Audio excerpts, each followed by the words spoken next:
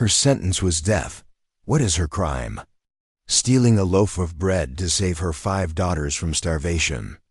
As Abigail stood on the gallows, with the coarse rope scraping her skin and her children's cries tearing her heart apart, she had accepted her fate.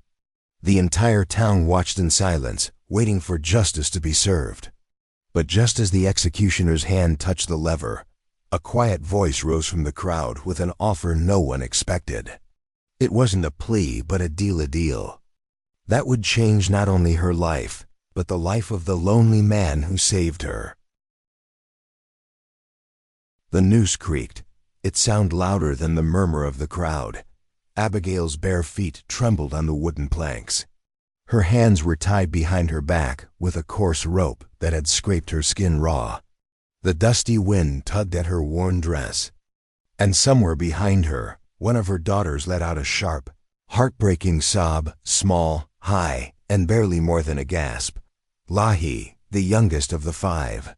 She knew better. Sheriff Coleman barked from below the gallows, arms folded across his chest like a man waiting on a stagecoach. Ain't no excuse for theft, bread or not. She has 5 little girls, a voice murmured in the crowd. Couldn't we? Coleman snapped his head around. Then let that be a lesson to every mother in this county. The law don't bend for beggars. Abigail kept her chin high, her jaw set, though tears ran freely down her cheeks. She wasn't crying for herself. The worst had already happened the moment they'd ripped her daughters from her arms and told her she'd hang before sundown. No defense, no trial. Just one missing loaf of bread and a town tired of poor mouths. The plank beneath her feet shifted. She glanced sideways. Pastor Henley stood pale-faced, Bible clutched in his hand, his mouth moving without sound. Behind him, her girls were penned in a wagon cage. 5 tiny heads barely above the railing. Ellie, 12, May, 10, Ruth, 7, Clara, 5, and baby Lahi, barely 3, clinging to Ellie's sleeve. I'm not sorry, Abigail whispered. No one heard. The executioner stepped forward, his hand on the lever. And then, a voice quiet but firm from the edge of the crowd. I'll take her. It wasn't shouted, wasn't dramatic. It was spoken like a man offering on a mule at auction. Heads turned. Sheriff Coleman's eyes narrowed. The speaker pushed through the crowd, slow but steady. A tall figure, hat low, his flannel shirt faded from sun and work. His name was Silas Boone. Every man knew him. Owned the cedar mill just beyond the ridge. Lived alone in that big timber house since his wife passed 8 winters ago. No children, no kin. She broke the law, Silas, Coleman warned. Ain't no adoption paper going to fix that. Silas kept walking, his boots scuffing the dirt beneath the gallows. Then consider it a debt paid. I'll settle what she owes. The bread. The rope, the time spent. His voice remained calm. You want to teach the town a lesson. Let the lesson be that mercy feeds more mouths than punishment ever has. Whispers rose through the crowd like grass in the wind. She stole, Coleman pressed. She's already paid more than any thief in this town ever has, Silas answered, stopping just below the platform. She has 5 children, Sheriff. You hang her. You make orphans. You really want that? Coleman looked to the preacher. We agreed. Henley's hands shook. God forgives. We should too. The rope was cut. Abigail collapsed to her knees the moment it loosened, breath jerking into her lungs like a fish pulled from water. Silas offered a hand. At first, she didn't take it, just stared at it, dirt-stained fingers, a thick palm. The hand of a man who worked alone, far from people. She put her hand in his. He pulled her up. They said nothing more as the girls were released from the cage. Ellie flew to Abigail first, arms around her waist. May came next, burying her face in the folds of Abigail's skirt. Ruth and Clara pressed against her hips, and little Lahi clung to her leg, whimpering. Silas waited patiently. The townsfolk began to disperse. muttering about justice and mercy, about lines being blurred, and whether Silas was a fool or a saint. But no one followed as he led the small family toward his wagon. They moved like shadows behind him, 6 hungry, frightened shadows trailing a man who hadn't spoken more than 20 words. The ride back to his ranch was silent, save for Lahi's soft hiccups and the creak of old wheels.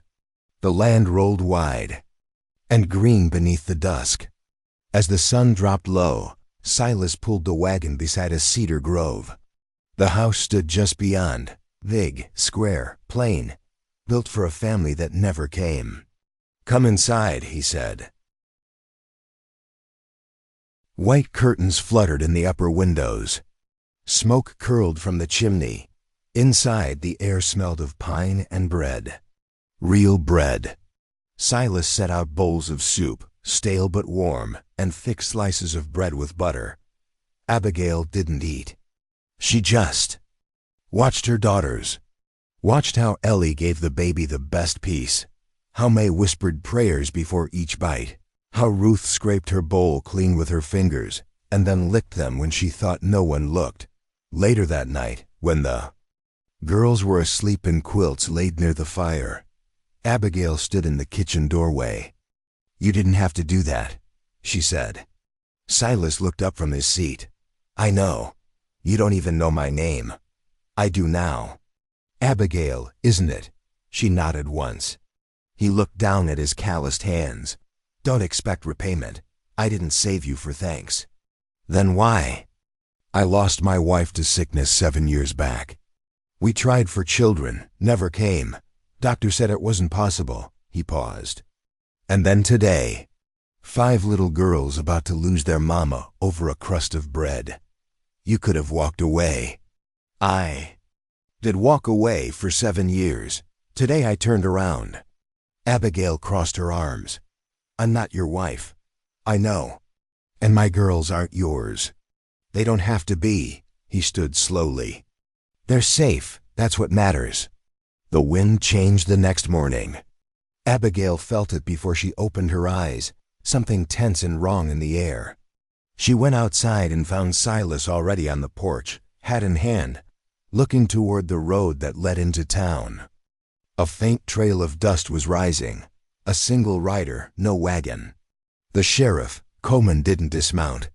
He kept one hand on the reins, the other resting casually on his holster. "I'm not here for blood," he called. "Then what do you want?" Silas asked. "Folks are whispering. Can't have it looking like you bought off a sentence. Looks bad for the law. Hanging a mother of 5 over bread looks worse." Silas's jaw tensed. Coleman ignored that. "She got a brother, Earl Whitcomb. You heard of him? A drifter. Trouble follows him like mud. Word is he's looking for her." Abigail froze in the shadow of the doorway. "This is a warning," Coleman said flatly, his eyes flicking. "To the house. You got 5 girls and 1 woman under your roof.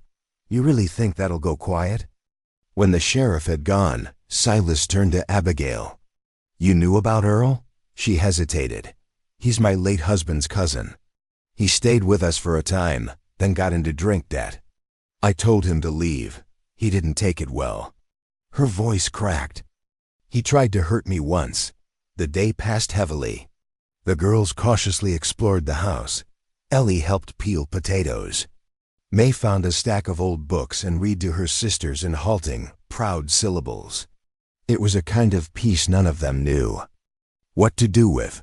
That night, Abigail found Silas on the back porch, sharpening tools under the lamplight. "I thought about taking the rope in my own hands," she said quietly. "Not because I wanted to die, but because I didn't want my girls to see it happen." Silas didn't answer. He just set down the whetstone, reached into his coat, and handed her something small, wrapped in cloth. She opened it carefully. It was a carved figure, a smooth, simple cedar bear. "For Lahi," he said. "She cried the whole ride here." Abigail swallowed hard. Tears filled her eyes. "She won't call you Papa, you know," she whispered. "None of them will. I don't need them to. But they'll love you, if you're not careful." He looked up at her. And you? I don't know yet. 3 nights later, Earl arrived. The knock came. Slow, loud, and deliberate. Abby, that you in there? His voice called, half amused. You ran off and left me with a mess. You owe me, Earl snarled. Silas's voice cut through the night. She owes nothing, Earl turned. Silas was already there. A shotgun slung casually in his hands. This is my land, he said quietly. Earl backed away, hands raised. I don't want trouble. Then ride out now, before I make this a permanent memory. Silas didn't say another word. He aimed the shotgun at the ground beside Earl's feet and fired. Once, the earth exploded in dust and noise. The horse reared. Earl stumbled. I said, go. He went. The next morning, Abigail made breakfast with trembling hands. The girls didn't notice, but Silas did. Later that afternoon, as Abigail passed by the porch, she heard Lahi's soft voice, a question that made her breath stop. Papa, can you make me a rabbit next? Silas froze. Then he nodded. Of course, baby girl. A rabbit it is. The days that followed stitched themselves into something fragile but real. No declarations, no promises, just daily choices. 5 little girls trusting more. A mother watching her own heart soften. And a man long buried under loss, slowly, reluctantly, coming back to life. That afternoon, Silas taught Ellie and May how to check snares along the tree line. He showed Ruth and Clara how to brush the horses properly.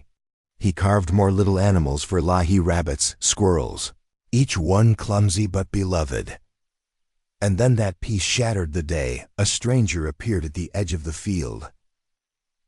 Abigail saw him first through the kitchen window. Just a shape moving slowly along the fence line. He wasn't on a horse, just walking. One hand in his pocket, the other swinging a long coat.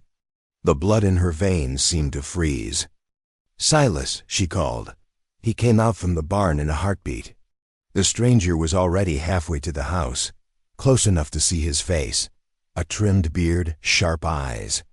Not Earl, but something about him sent a chill down her spine. Silas Boone? The stranger asked, stopping 10 feet from the porch. Silas nodded. Who's asking? Name's Raven, Pinkerton Agency. Abigail's breath caught. A detective. Raven pulled a folded piece of parchment from his coat. Looking for a woman named Abigail Whiteham. 5 daughters. Last seen heading west from Trinity Hollow. Why are you looking for her? Silas didn't move. A paid job, Raven tilted his head. Paid by a man named Pierce. Abigail's stomach dropped. That wasn't possible. Pierce was Henry's business partner. After Henry died, he had tried to buy their land. When she refused, he said she would regret it. He's offering more now, Raven said, his eyes softening for the first time as they looked toward Abigail. Says he wants custody of the children. Silas stepped down from the porch, slow but steady. On what grounds? Says they're not safe. With their mother. They're safe with me, Abigail snapped. Doesn't need to be kin, Raven said gently. He's a man with money and lawyers. In most courts, that's enough. The detective didn't argue further. He folded the parchment, tipped his hat, and walked back the way he came. No threats, no warnings. But Abigail's knees buckled the moment he was gone. Silas caught her before she hit the steps. Why now? She whispered. Why come for us now? Because someone, somewhere, doesn't like seeing you free, Silas said. That night, Silas went into town. He didn't say why, just saddled his horse and left after sunset. Abigail sat awake, waiting for the sound of hooves. It was long past midnight when he returned. He looked tired, angry, but more than that, resolved. I wired a friend, he said. Judge Marvin Leeds, he's an honest man, knows me well. He'll come here if I ask. You're thinking legal protection? I'm thinking guardianship papers. To prove those girls are under my care, with your consent. It's not adoption. Just a way to keep them here safe. Abigail swallowed. You want to be their legal guardian? He hesitated. Only if you agree. She looked away, her heart thudding. Silas, I'm not asking you to raise my daughters. I know. And I'm not looking to remarry. I don't want them thinking this is just a new kind of family built on fear. I'm not asking you to be my wife, Silas said. Then he looked toward the room where the girls were sleeping. But if one day, he said quietly, it becomes something more than this, I wouldn't be against it. I know it because I feel it every time one of them laughs, every time one of them says my name like it's supposed to belong here. 2 weeks later, the papers arrived. The judge himself came out to witness the signing. Abigail sat at the table, her hand shaking as she wrote her name next to Silas's. Ellie, standing nearby, whispered to May, "Is this what it means when someone becomes yours?" "No," May whispered back. "I think it's what it means when you become theirs." That night Ruth climbed into Silas's lap without asking. She held one of the carved rabbits tight in her hand and leaned against his chest until she fell asleep. Abigail watched from across the room, her throat tight. And for the first time since the gallows, she allowed herself to believe they might really be safe, until 3 days later when the barn burned. Silas woke to the smell of smoke, thick and choking. The flames had already swallowed half the structure by the time he ran outside. Abigail was already there, dragging the girls back from the heat, Ellie coughing, Clara screaming. The livestock were out, but the tools were lost. Silas didn't hesitate. He ran straight into the blaze. He came out clutching the last of his wood-carving tools to his chest, soot streaking his skin. The fire took the barn, but the house was untouched. And nailed to the barn's smoldering doorframe was a note. "Still not yours. Still not safe, Abigail. Read it once." She said nothing, just walked back to the porch and sat down, clutching Lahi so hard the child whimpered. Silas stood amidst the ashes, staring at the wreckage. He didn't look at Abigail. He didn't speak. But something broke in his face. The air had changed again, charged, cold, heavy. They were no longer waiting for trouble. Trouble had found them. That night, no one slept. They sat on opposite ends of the room, the girls finally tucked into quilts on the floor, oblivious to the danger that had come close enough to burn down half their safety. Abigail broke the silence first, her voice steady though her hands were. That wasn't Earl." "No," Silas agreed. "Then it's him. Pierce. He wants the girls enough to risk jail." "He doesn't want the girls," Silas said coldly. "He wants power, leverage, maybe your late husband's land rights. The girls are just the price he's willing to pay." Abigail clenched her fists. "Then he won't stop." Silas finally raised his head. "You didn't build this alone." His words dropped like nails into the floorboards between them. Abigail looked at him, then slowly nodded. The next afternoon, she came to him, a cloth-wrapped bundle in her hands. Inside were folded ledgers, letters, and a single land deed. "My husband kept everything," she said. Pierce's threats, even a note where he admitted to forging Henry's signature. "I was afraid to use them before. But if Pierce is playing dirty, so can I." That night, Silas rode into town again. This time he didn't ask permission, just left with the bundle of papers tucked safely in his coat. He returned with a name. "Evelyn Trask. She's a lawyer," he explained. "Used to be a schoolteacher. Now she fights custody cases. Never loses." 2 days later, a tall, dark-skinned woman with steel in her posture and boots caked in travel dust arrived at the ranch. "I hear there's a man threatening children to make a land grab," she said the moment she stepped down from her saddle. "That true?" "Yes," Abigail replied. "But we're not afraid of him." "Good," Evelyn said, "because fear doesn't win cases. Paperwork does." Inside, over cups of bitter coffee, Evelyn reviewed Abigail's evidence, nodding, underlining, making notes. "Your husband's signature was altered," she said.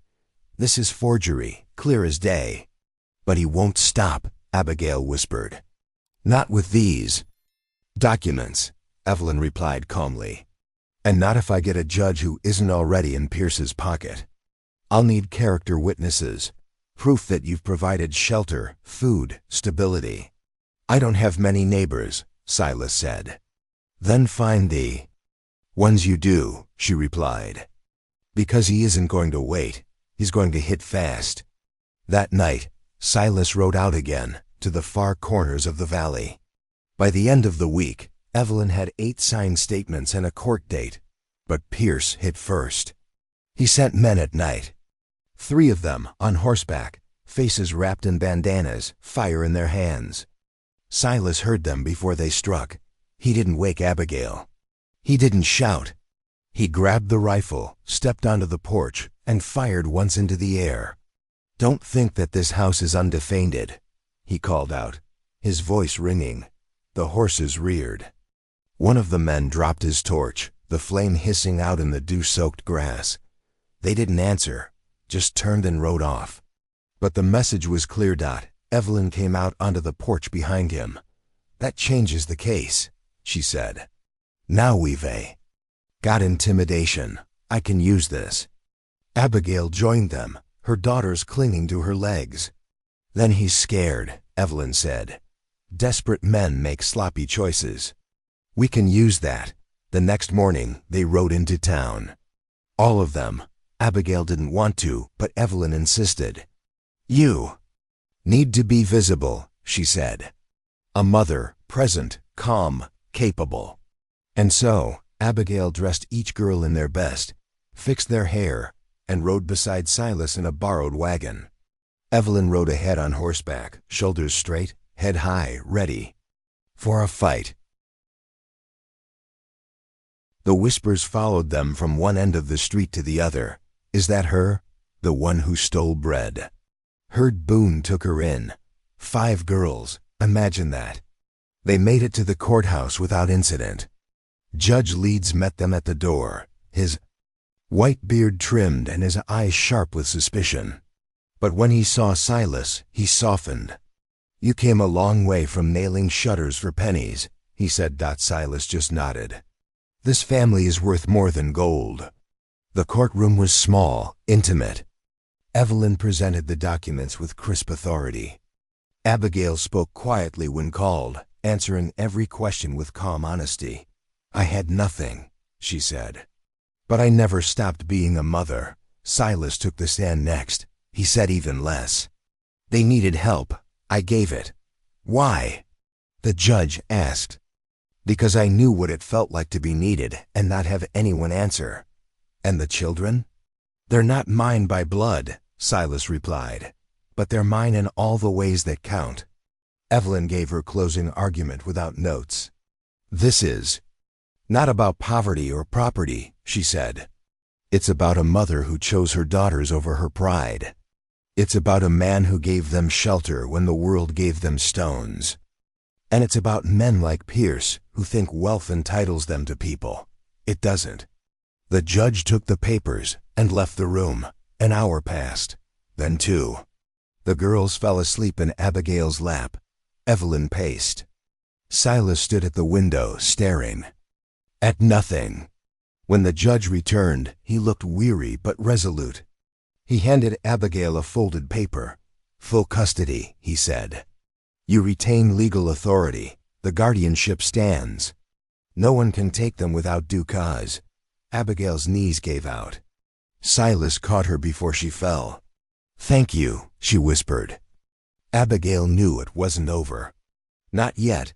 That night, Evelyn packed to leave. "You won the legal fight," she said. "But men like Pierce don't always play by the law. Be ready." Winter came hard and early that year. Snow fell thick over the valley. The roof creaked under the weight. But the next threat came not with fire, but with ink. One morning, a courier arrived with a sealed envelope. Inside was a photograph, grainy, blurred, but unmistakable. It showed the cabin from the tree line, watching, and on the back, one sentence was scrawled, "Next time I won't miss." Silas stared at the photo, then at Abigail. "I'm done waiting," he said. "Next time we end this." They acted. Abigail, Silas, and the girls left together, just far enough to make it look like they had truly gone. They stayed at a mission house run by a quiet, sharp-eyed woman named May. That night, Silas circled back alone, hidden. It was exactly what Pierce had been waiting for. 2 nights later, a group of men showed up, 4 this time. They surrounded the house, broke open the barn, tore through Silas's belongings, and when they found no one, they set fire to what remained of the tool shed. From his perch in the trees, Silas watched them laugh and ride off, and he followed them, tracked them to a crooked house 2 valleys over, Pierce's hunting cabin. The next day, he went to the new sheriff, Tams. Tams was old, round, and mostly useless, but he wasn't deaf. When Silas showed him the photograph, then described the attack and the burned building, the man blinked slowly. "That's a lot of claims," he muttered.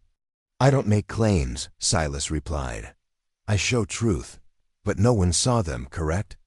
Silas stepped closer. "I will drag them into your office, tied to their own horses, if you make me." That got Tams moving. The following afternoon, with Evelyn Trask once again summoned by telegraph, the sheriff and 2 deputies rode to Pierce's cabin. They found the youngest of the 4 attackers nursing a burned hand and a very loose tongue.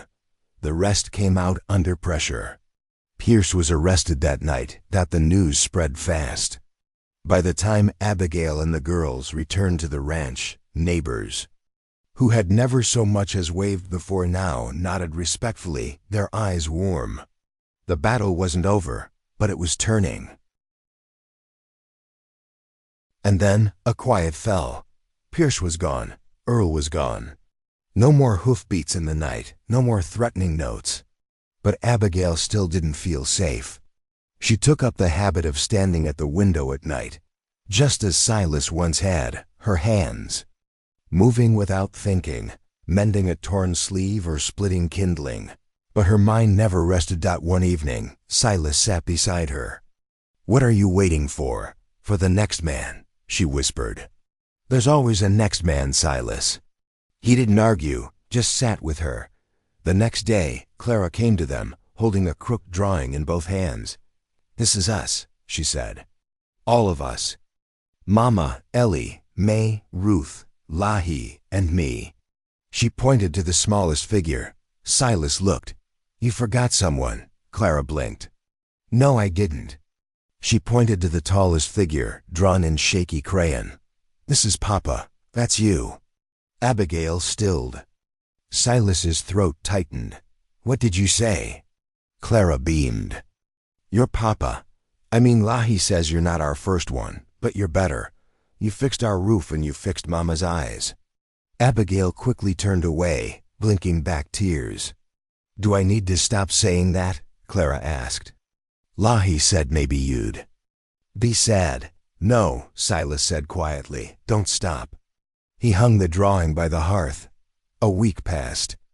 Then, too, a letter arrived from the state office.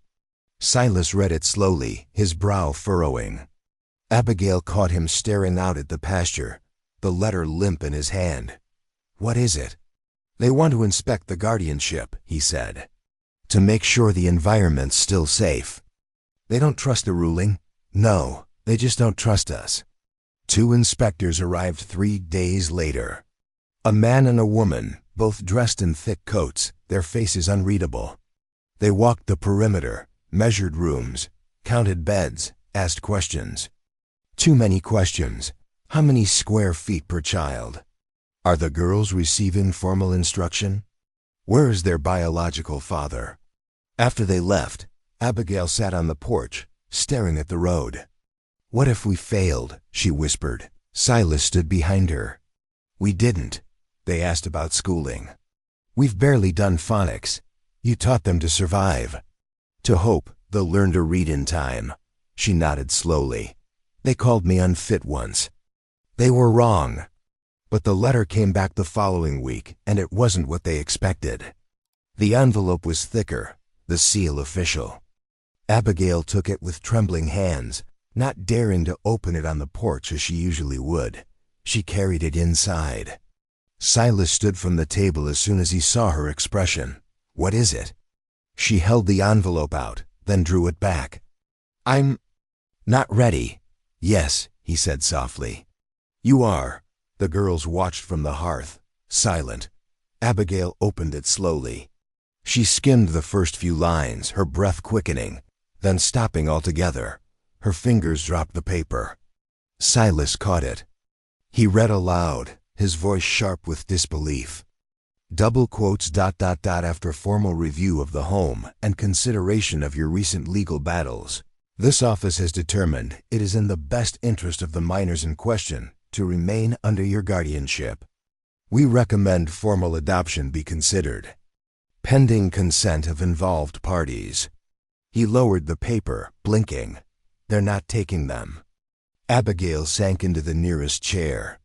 They want me to adopt them, legally." Silas looked down at the girls. "You hear that?" Lahi crawled into her mother's lap, her eyes round with wonder. "Does that mean no one can take us away ever?" "Again, Mama?"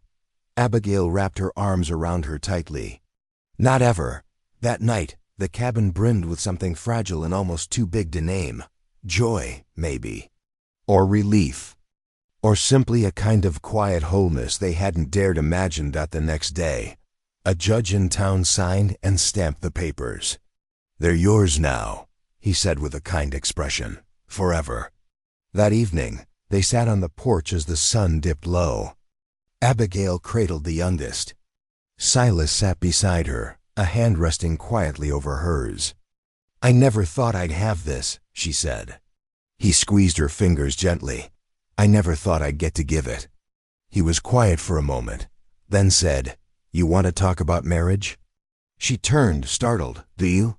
He shrugged, his eyes never leaving hers. "I'm living it already." Her breath caught. "Every morning I wake up and see you brushing Clara's hair, or warming up the stove," he said. "Every night I hear your voice singing them to sleep. That's more marriage than any preacher ever gave me. You want it written down," he added. "I'll take you to town tomorrow. We can stand in front of the whole courthouse and tell them." She nodded slowly. His smile was as soft as breath as he kissed her forehead. "Then we'll do it." They married at the mission chapel the following week. No fanfare, no frills. Just Silas in his cleanest shirt and Abigail with a braid down her back.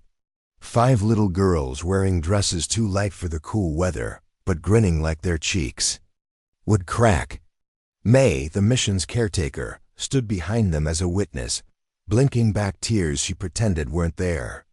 "I now pronounce you man and wife," she said gently, folding her old Bible closed. "You may kiss the bride." But Silas had already done it.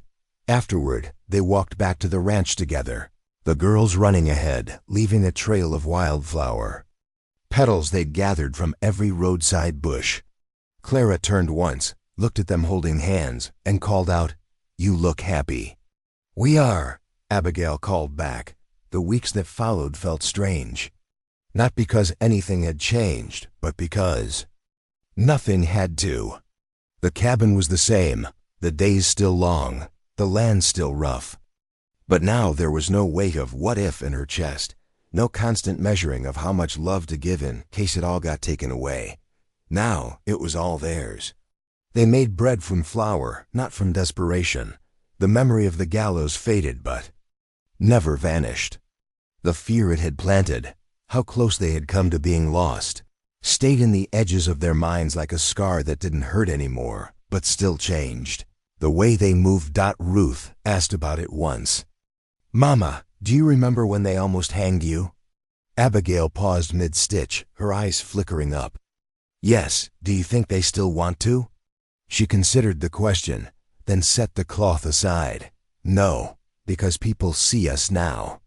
They know. We're not just poor, not just mouths to feed. We're a family." And I'm not alone anymore. Ruth nodded as if that made all the sense in the world, then went back to her play. One day, a wagon came up the road. A stranger, a federal clerk sent to confirm the adoption papers had been properly received. Abigail invited him inside. The girls offered him biscuits. The baby offered him a dandelion.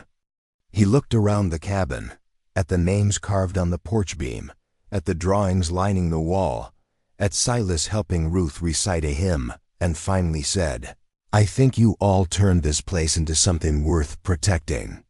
Then came a letter. From the county. A quiet apology tucked between official words.